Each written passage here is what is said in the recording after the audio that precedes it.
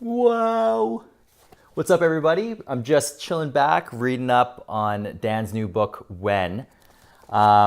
Figured that I'd loop you in on some of the key learnings while I'm working through this bad boy. But I also got to walk my dog. All right, who wants to go for a walk? Right, Wicket? Who wants to go for a walk? Walk time? So let's go have a little walk, shall we? So why did I get Daniel Pink's When? I'm a huge fan. Loved Drive, To Sell Is Human, and he's just an amazing social psychologist. He understands and breaks down just the human behavior, and in this book, he specifically talks about how to really make time your asset, how do you manufacture the perfect timing. What did I learn in the book so far? Well, understanding yourself and how you work in terms of the time of day is essential towards any type of success you're gonna have. Right, Wicket? In the beginning, you have to understand how your body clock works. So are you a night owl? Or maybe you're an early bird lark. Studies show, though, that a majority of us are actually called the third bird.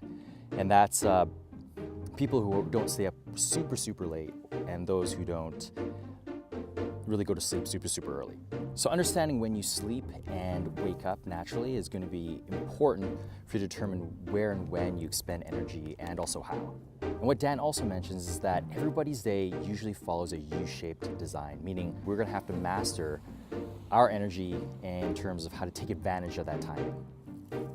And that is Wicket going crazy and rolling around in... Wicket, what are you rolling around in? What are you doing? Had to cut out there for a second because the little guy actually rolled around in doo-doo. In doo-doo. So brought him back to get it a little cleaned up, but that ain't stopping us from having this walk and chat, you know? So back to the U-shape. Everyone has one. Dan says that he's conducted a bunch of research.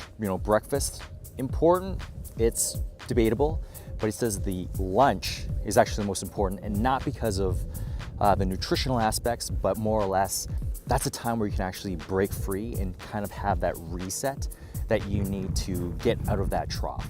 He does recommend that having breaks is incredibly important, and then he presents just the anatomy of the perfect break, which is essentially removing yourself from whatever task that you're doing, getting out there, going outside, changing your environment. The different type of stimulations will allow you to naturally reset. And he says that a 5-minute break every hour is more productive than an actual 30-minute break all at once at the end of the day. Or what I've been reading in between the lines is that the more stimulation, the more you can kind of keep your body on its toes, which makes sense because when your body's just used to something, it'll just kind of go on automatic pilot. And he says the best energy levels are basically in the morning, which reinforces the fact that, hey, having a break, almost like when you wake up from a sleep, is pretty much just the body resetting. So whenever the body can reset, you can perform at your optimal best. And speaking of sleeping, he actually recommends and has some tips on good old sleeping, and he recommends taking naps simply because it is like a mini buffer reset. But the interesting thing is actually having a cup of coffee and then going right into a nap, because coffee actually takes 25 minutes to be distilled or to go through your system. And right when you wake up from a 25-minute nap, you're just like there, you're on it. And another reason why he recommends 25-minute naps is simply because they, any longer would allow you to just get into deeper sleep and you're gonna wake up all groggy and stuff. So best to have a 25-minute nap. Down a coffee you can, remove yourself from all these distractions and rule the day. Rule the day. All right, I'm gonna go back home now. I'm gonna look at my dog in the eye and say, don't do that anymore. But I'm gonna keep on updating you guys on all the great things that are happening in Daniel Pink's When book. So keep it posted. Talk to you later.